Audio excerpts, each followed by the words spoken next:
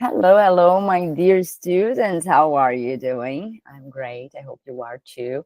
Here we are for one more Descomplica, a nossa forma descomplicada aí de ensinar temas gramaticais e de uso da língua inglesa para vocês.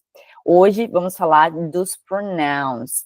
Na primeira aula é a parte 2. Na primeira aula tivemos a parte 1. Já tivemos uma parte 1 sobre pronouns, onde a gente viu subject pronouns and object pronouns e os possessives. Espero que vocês tenham entendido. Temos ainda esses pronomes que a gente vai falar hoje e mais um, então a terceira parte vem aí ainda para a gente fechar esse conteúdo com chave de ouro. Hoje falar dos pronouns e vamos falar deles, dos demonstrative pronouns e dos relative pronouns. Super tranquilo de aprender, certo? Nada de um bicho de 7 cabeças. A gente vai trabalhar isso de forma bem objetiva, e eu tenho certeza que você vai compreender muito bem, se é que você já não sabe, né, porque os demonstrativos a gente usa no dia a dia, e no inglês não é diferente, só que tem um detalhe, porque no inglês a gente tem que cuidar, as palavrinhas são muito parecidas, e confundem aí na hora de utilizar uma ou outra, ok? O que são os pronomes demonstrativos? São aqueles que, como o nome já diz, demonstram a posição de um objeto. Então, se eu quero falar esta caneta, aquela caneta, esses alunos, aqueles alunos, aquela pessoa, aquelas pessoas, para isso que a gente usa os demonstrative pronouns. E aí a gente tem que lembrar o seguinte, a gente tem as 4 palavras aqui, ó. This, that, these e those. Não vamos trabalhar a pronúncia agora, porque vai ter um vídeo ali que vai te ajudar melhor com isso. Mas eu quero que você observe a escrita. Olha só, eu tenho this para este, esta, este e esta, esse e essa, isto, isso. Então, ele envolve todos eles, do português, não só, que é o this. Eu vou usar o this quando eu quero falar algo que está perto de mim e quando esse algo está no singular. Exemplo, deixa eu pegar algo aqui para você ver. Um notebook como esse. Ok? Esse aqui é um notebook, um caderno. This is a notebook. Isso é um caderno. Eu estou segurando esse caderno, ele está perto de mim e trata-se de um caderno apenas. Concorda? Um caderno apenas. Então, eu vou usar o this para isso. Mas suponhamos que esse caderno está longe de mim. Bem longe de mim. Tá lá. Não estou segurando ele não estou tocando ele tá lá. Quando eu quero me referir àquele caderno, eu vou usar o that. Aquele caderno. That is my notebook. That is my notebook. Certo? Então, eu tenho this, quando ele está próximo de mim, e eu estou tratando de apenas um objeto, e that, quando é apenas um objeto, mas ele está longe, e eu quero me referir àquele notebook, àquele caderno, certo? Então, eu vou usar o that. Observe os exemplos. This is my book.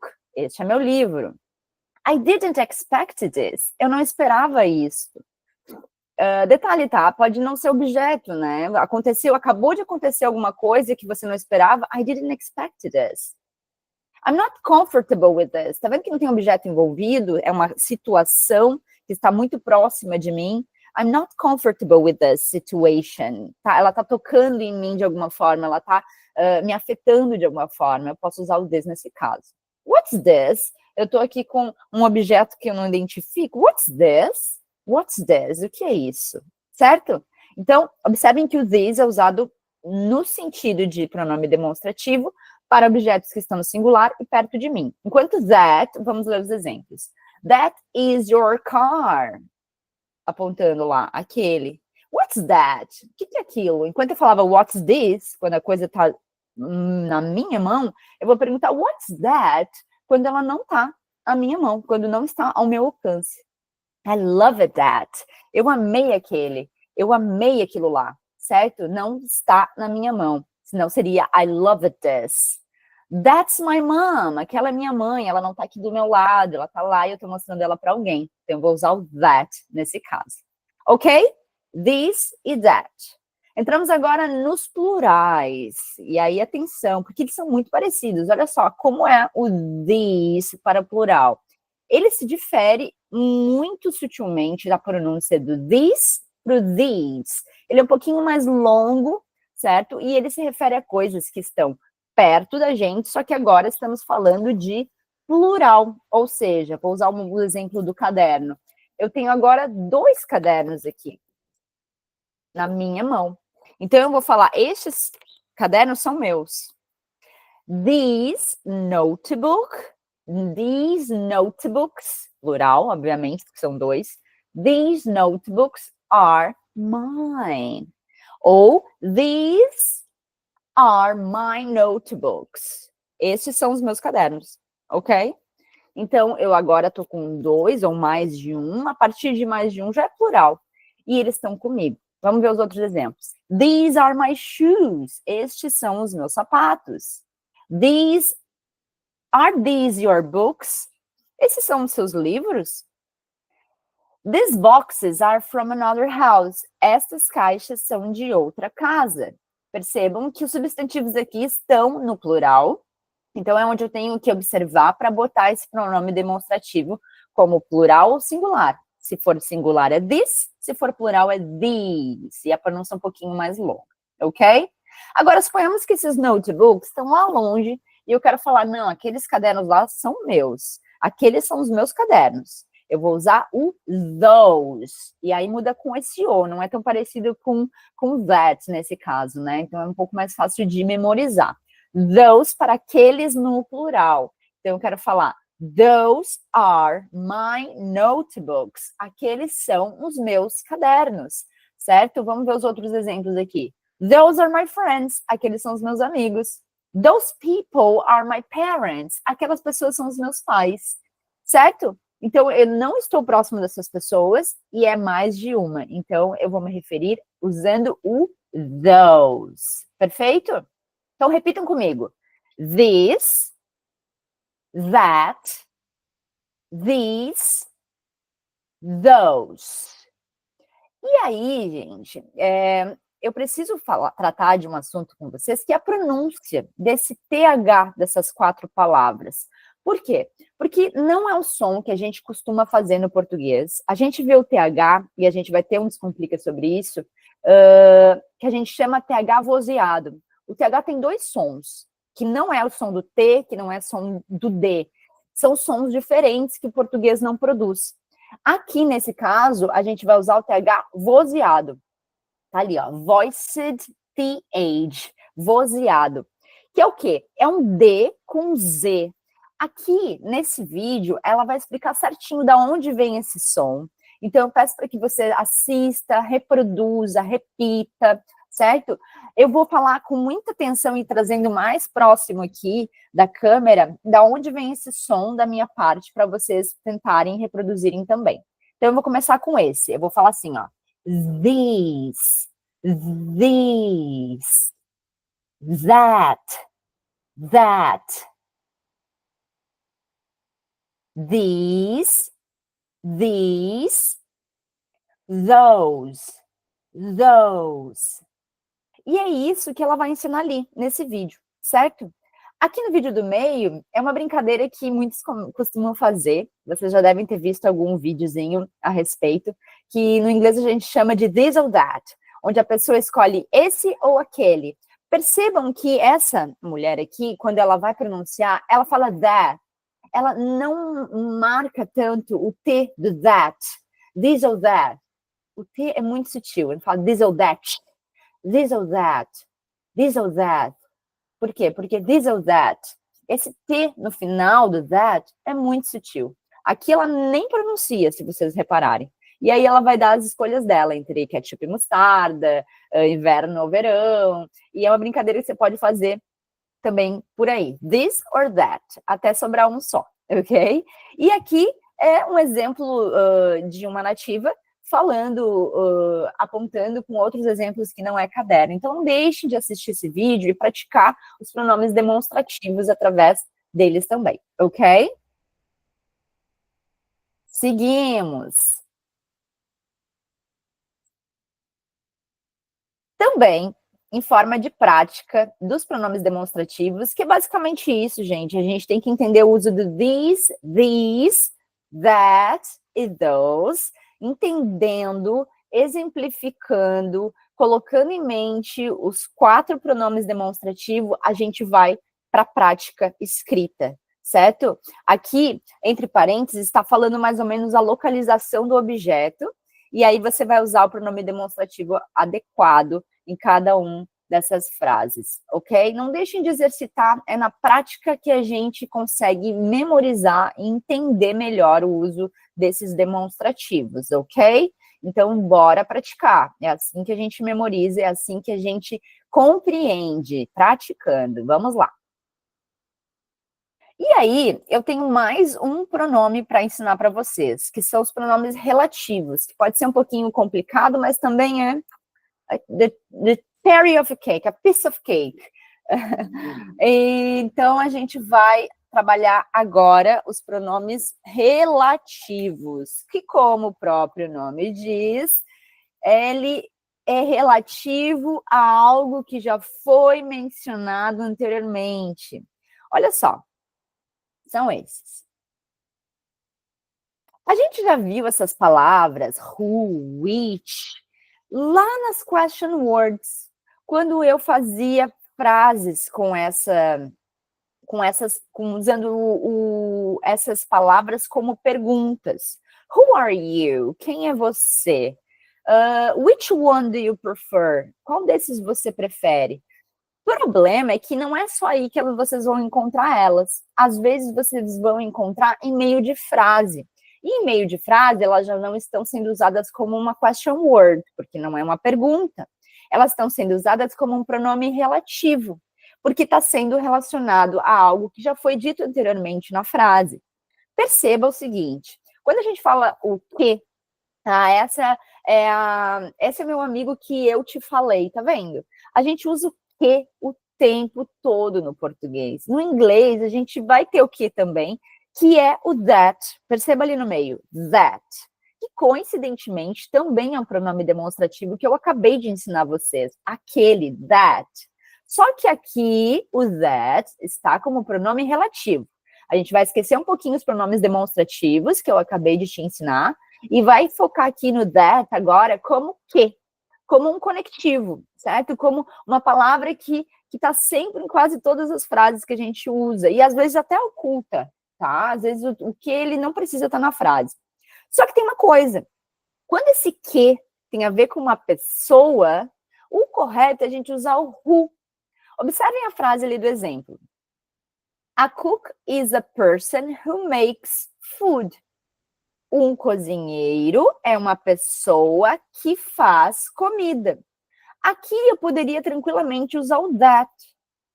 Só que eu uso who, que é mais adequado, porque esse que me refere a uma pessoa, ok? Por isso que você vai ver who em meio de frase. Às vezes você vai querer traduzir como quem, o que não vai fazer muito sentido na tradução, mas vocês têm que entender que o who tá ali porque é um que se refere a uma pessoa, certo? Agora, quando eu tenho algo que se refere a uma coisa ou um animal, eu posso usar o which, ok? Eu posso usar o that também, é o mais comum. Só que, por exemplo, quando eu quero me referir a uma coisa ou um animal no meio de uma frase, trazendo uma informação extra para a minha frase, por exemplo, the book which I bought is interesting. O livro que eu comprei é interessante. Aqui, nesse caso, eu estou dando informação extra. Eu comprei esse livro. Mas o que é válido mesmo é que ele é interessante. Então, nesse caso, eu não posso usar o that, quando eu tenho algo entre vírgulas. Eu tenho que usar o which corretamente, certo?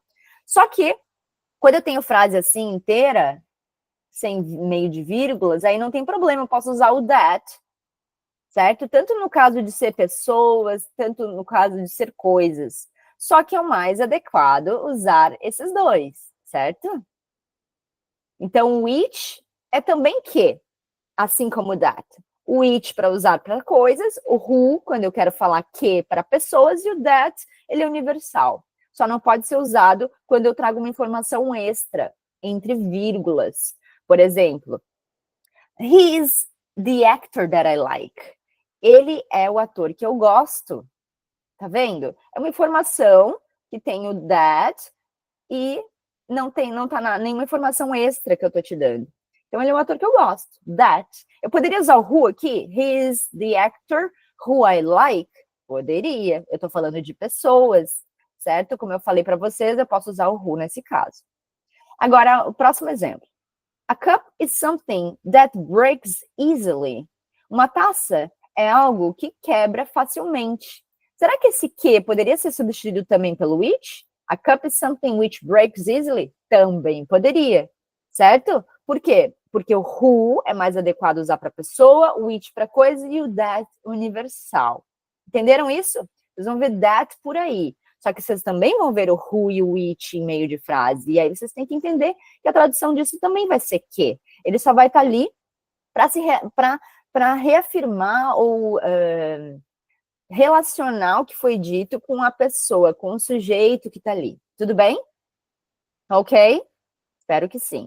Tem mais 2 pronomes relativos que eu quero ensinar para vocês, e esses causam um pouquinho mais de confusão, porque eles são muito parecidos e também usam mais em casos mais formais, na escrita. Então, vamos lá. Eu tenho whose e whom, certo? O whose indica posse. É quando eu falo cujo, certo? Por exemplo, I have a friend whose father is a famous actor. Eu tenho um amigo cujo pai é um ator famoso. Quando eu quero falar cujo em inglês, eu vou usar o whose, tá vendo? Ele tem algo com o who, que tem a ver com pessoa, mas é dito whose, cujo. Estou trazendo uma informação à parte aí, né? His cousin, whose name I forget, is a nurse. A prima dele, cujo nome eu esqueço, é enfermeira. Aqui eu estou trazendo informação à parte, entre vírgulas, ok? Então, o whose é usado para se referir a alguém que tem posse. Por exemplo, I have a friend whose father, cujo pai é ator famoso, o pai dele, do amigo, ok? His cousin, whose name I forget, o nome dele, da minha prima, da prima dele, certo? Então, eu tô usando o whose para me indicar o que tem posse ali. No caso, o pai da pessoa, no caso, o nome da pessoa, ok? Cujo, cuja, whose é a pronúncia disso. E ainda tem o whom, que também é bem formal. E aí, o whom, ele tem uma dicasinha, porque geralmente ele vai estar próximo a uma preposition. Você pode ver o for whom, with whom, about whom, é muito comum, to whom, é muito comum a gente ver ele próximo a uma preposition, ok? Exemplo ali, ele é usado para se referir à pessoa que sofreu uma ação. E geralmente o lado de preposição é usado de forma mais formal. Exemplo, the woman with whom I fell in love is a lawyer. A mulher pela qual eu me apaixonei é advogada, ok? A ação é de se apaixonar. Eu estou dando informação de uma ação de alguém que sofreu a ação. Então, a mulher pela qual eu me apaixonei, então, geralmente tem a tradução de pela qual, com a qual, sobre a qual, para facilitar o uso desse whom. Geralmente tem uma preposição ao lado dele, ok? A mulher pela qual me apaixonei é advogada. The woman with whom I fell in love is a lawyer. Ok?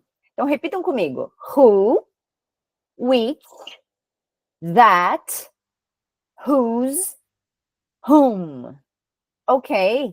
Pessoal, se vocês quiserem agregar mais informações, procurem por relative pronouns, esses temas que eu dou para vocês, nada impede vocês de se aprofundarem ainda mais. Tem muito conteúdo na internet, né? Às vezes a gente perde tanto tempo na internet vendo coisas bobas que vale a pena vocês também se aprofundarem nesses assuntos para, não entendi algo aqui, vou ver mais um vídeo, vou procurar mais um conteúdo e vou escrever o que eu entendi e vou, mais do que nunca, praticar o que eu entendi. Por isso, dos exercícios, tá? Aqui também tem um exercício para você praticar os relative pronouns, assim como os demonstrative pronouns, ali no seu Notion, embaixo da apresentação. Não deixem de fazer para praticar e ver aí o que você já entendeu. Depois que você checa as respostas, você vê que teve alguma dificuldade em um e outro, talvez precise reforçar para compreender melhor, ok? Ou até entrar em contato comigo porque algo não ficou muito claro para você. Fique à vontade também,